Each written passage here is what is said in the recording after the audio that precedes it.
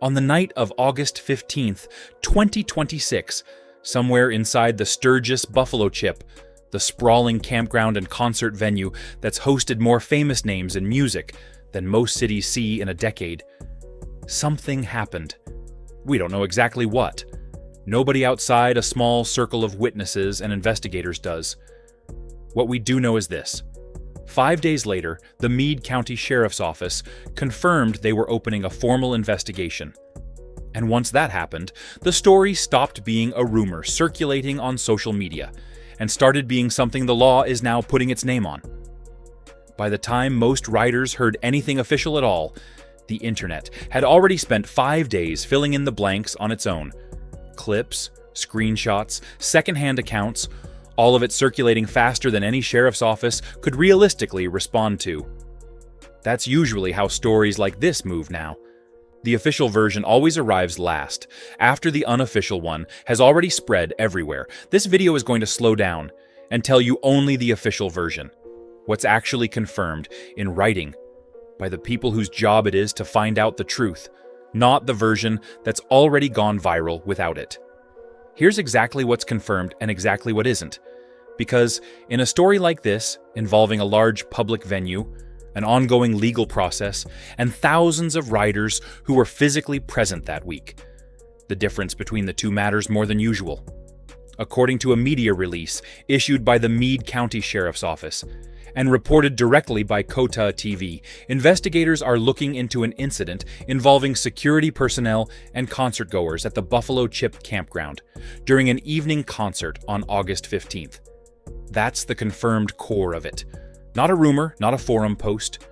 An official law enforcement release naming a date, a location, and the fact that an investigation is underway. What the sheriff's office has not done, deliberately and for good reason, is release the specific details of what allegedly occurred.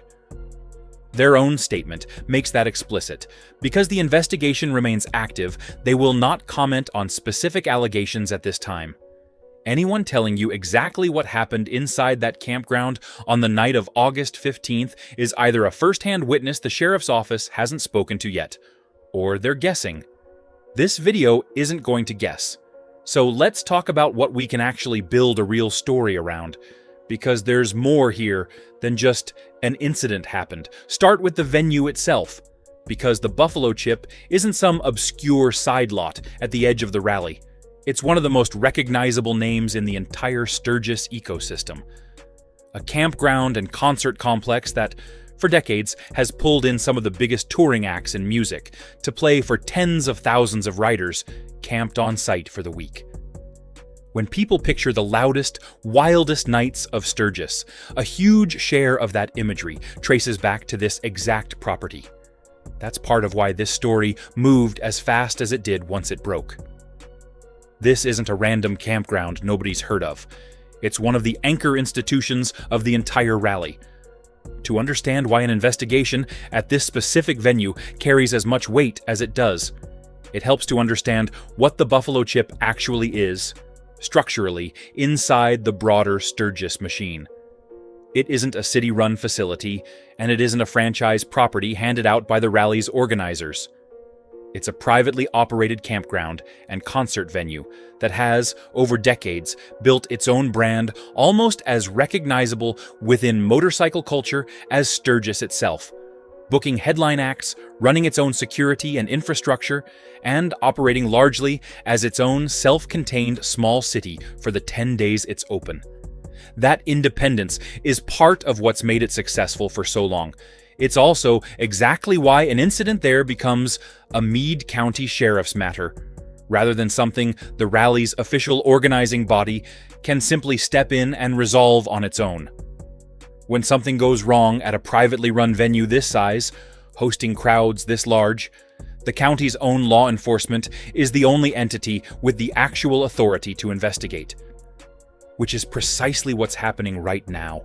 Now, look at the timeline, because the way this unfolded tells its own story, separate from whatever the underlying incident actually was. The alleged incident happened on August 15th.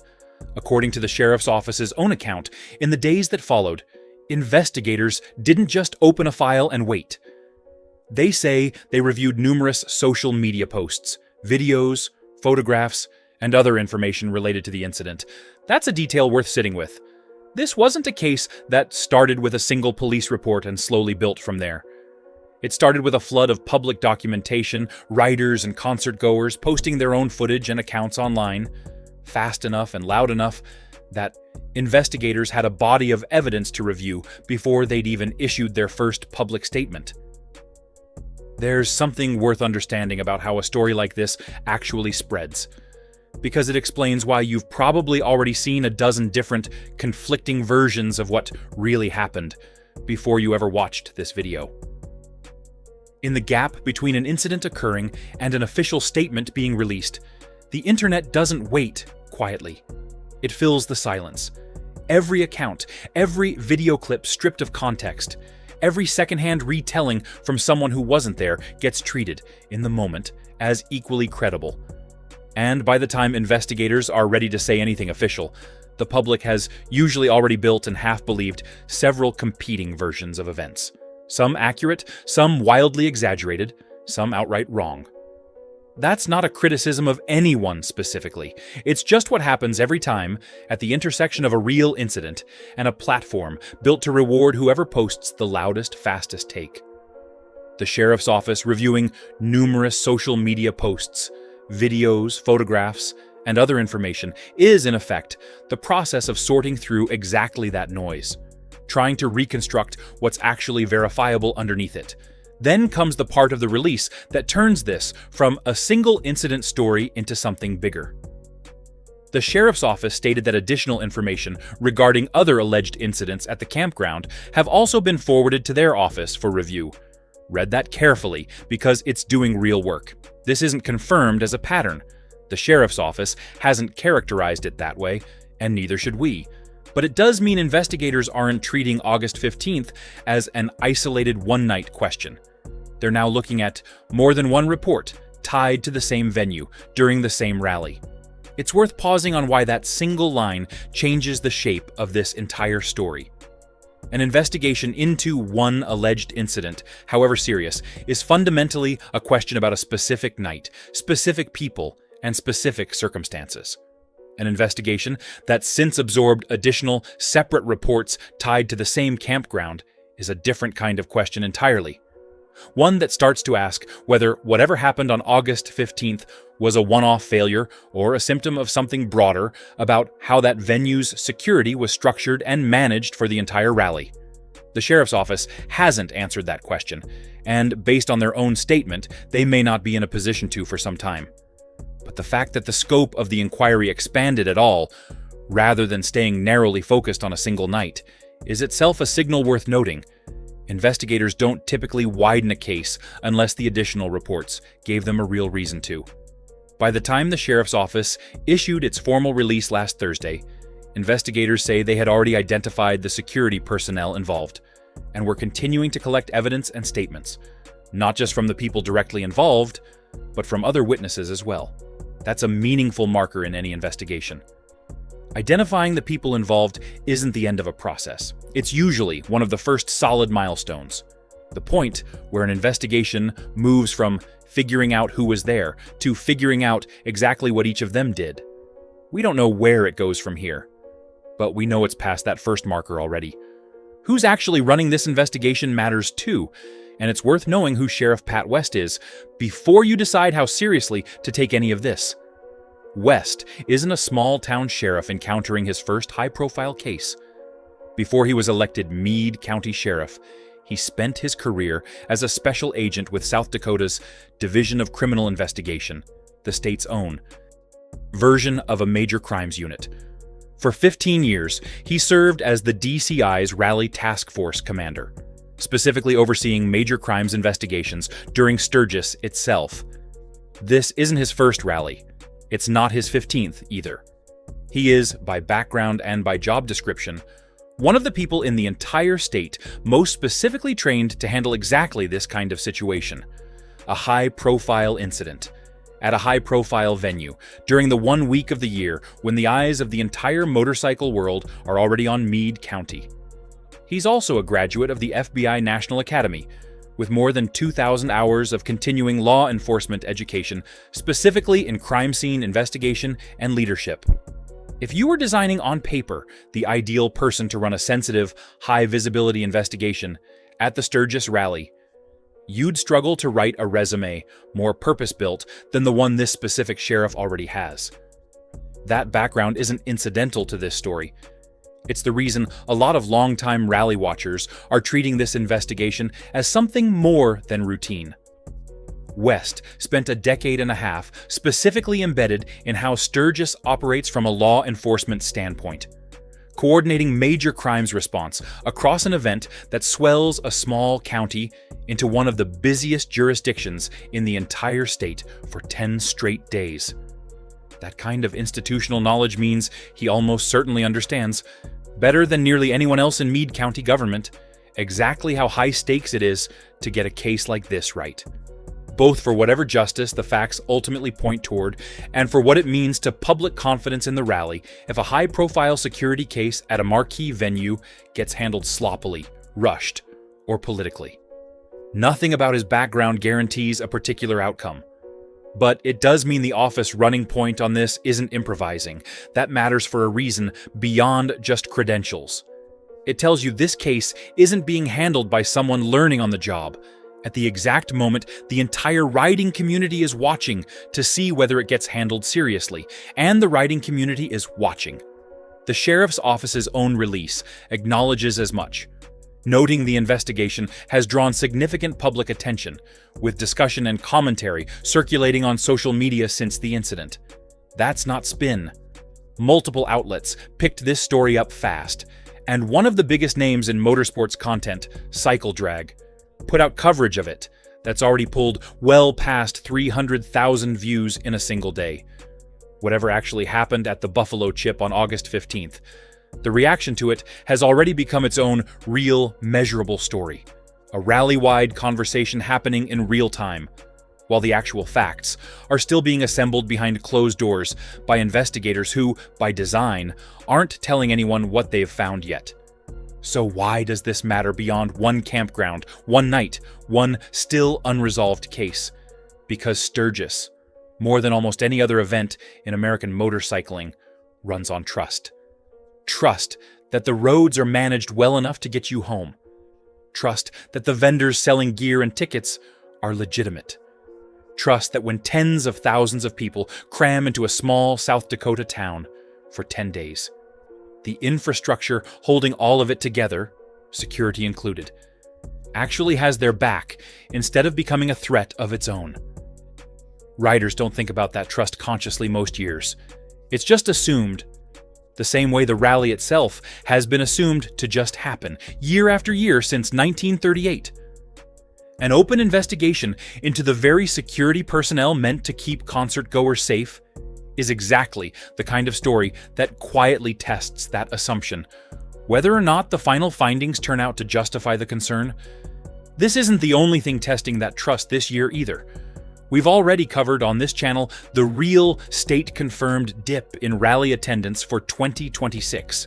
Traffic counts landing roughly 8% below the rally's own 5-year average, and the city of Sturgis itself projecting a smaller payday months before the rally even opened. Set an active security investigation next to a softer turnout year, and you get a version of Sturgis quietly being asked to prove something it hasn't had to prove in a long time, that showing up is still worth it. Riders vote with their attendance every single year, one decision at a time, and both of these stories, the money and the safety, are exactly the kind of thing that shapes next year's decision, whether or not this year's numbers or this year's investigation ever get fully resolved on camera. It's worth being precise about how these two stories actually relate to each other, because it would be easy to overstate the connection. The attendance dip we covered earlier traces most directly to affordability. The cost of gas, hotels, financing, and everything else that's been squeezing riders' budgets across the entire industry this year, not to any single safety concern. Nothing here suggests riders skipped Sturgis in 2026 because they were worried about security at a specific campground. The investigation itself only became public well after most of the rally's traffic had already come and gone. But the two stories do share a common thread, even if they don't share a direct cause. Both are, in their own way, a test of whether the assumptions writers have made about Sturgis for decades still hold up under real scrutiny. The rally has never had to work particularly hard to earn attendance or trust before. 2026 is shaping up to be a year where, on two entirely separate fronts, it's being asked to. There's also a broader pattern worth naming honestly, without turning it into more than it is. Security at large-scale events, festivals, concerts, rallies of every kind, has become its own recurring flashpoint across the entertainment and events industry over the past several years, as venues lean more heavily on third-party security contractors to manage crowds that keep growing in size and intensity. When that system works, nobody notices it. It's invisible by design.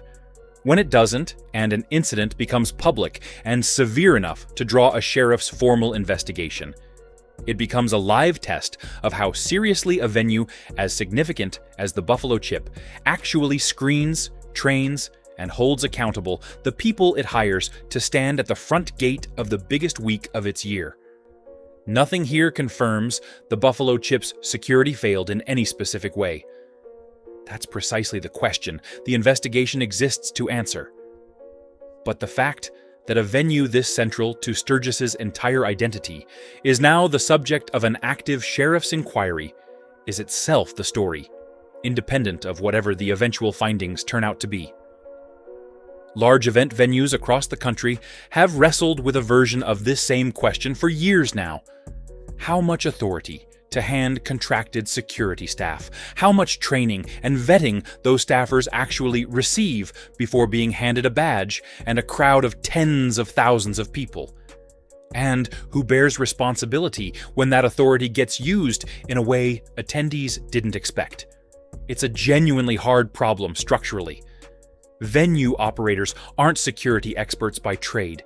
They're in the business of booking talent, managing land, and running logistics for an event that might swell to 10 or 20 times the local population for a single week. Security is often the piece that gets contracted out to whoever can staff the largest crew on the shortest notice. And that arrangement works fine, right up until the moment it doesn't. Whether that dynamic played any role at all in what happened at the Buffalo Chip on August 15th is, again, exactly what Meade County's investigators are working to determine, not something this video is in a position to claim one way or the other. So where does this actually go from here? Honestly, nobody outside the Meade County Sheriff's Office knows yet, and anyone claiming otherwise on your timeline right now is filling a gap the investigators have deliberately left open. What we do know is the shape of what typically comes next in a case like this. Investigators continue collecting statements from witnesses and the people directly involved. At some point, once the sheriff's office is confident the investigation won't be compromised by releasing information early, they'll share more. Whether that's a finding of wrongdoing, a clearing of the personnel involved, or referral to prosecutors for formal charges. The sheriff's office has been explicit that more information will come when appropriate, which is bureaucratic language for exactly what it sounds like. They're not on anyone else's timeline, but their own. That timeline can be genuinely frustrating to sit with, especially for anyone who was actually at the Buffalo Chip that night and wants answers now, not weeks or months from now. But it's also, from everything we know about how investigations like this typically work, the responsible way to handle it. Releasing partial findings early, before statements are fully collected and evidence is fully reviewed, risks contaminating the process, tipping off people who haven't yet been interviewed, or putting out information that later turns out to be incomplete or wrong. The frustrating part of watching an investigation unfold slowly and quietly is, more often than not, also the part that makes the eventual findings actually trustworthy once they arrive. What you can do if you were at the Buffalo Chip on August 15th and haven't already spoken to investigators, is exactly what the sheriff's office itself is asking for. Reach out to the Meade County Sheriff's Office directly with any first-hand information, photographs, or video. Not to us, not to social media, to the people actually running the case.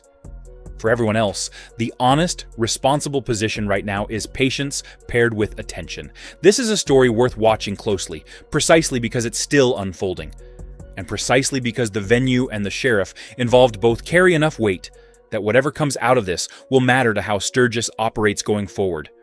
Not just this year, but in every year that follows it. It's the kind of story that will likely fade from most people's feeds within a week or two, the way most open investigations do once the initial wave of attention passes. But the outcome, whenever it actually lands, will say something real about how one of the most storied venues in American motorcycling handles being tested, and about whether the sheriff whose entire career prepared him for exactly this moment delivers the kind of thorough, credible answer the riding community deserves. We'll be covering this the moment the sheriff's office actually releases something new. Not before, not with a guest dressed up as a fact. If you were at the Buffalo Chip this year, or if you followed how this story has moved through social media over the past week, drop what you actually know, not what you've heard secondhand, in the comments. And subscribe if you want the real update, the moment Meade County actually puts one out, instead of another round of speculation before the facts are in.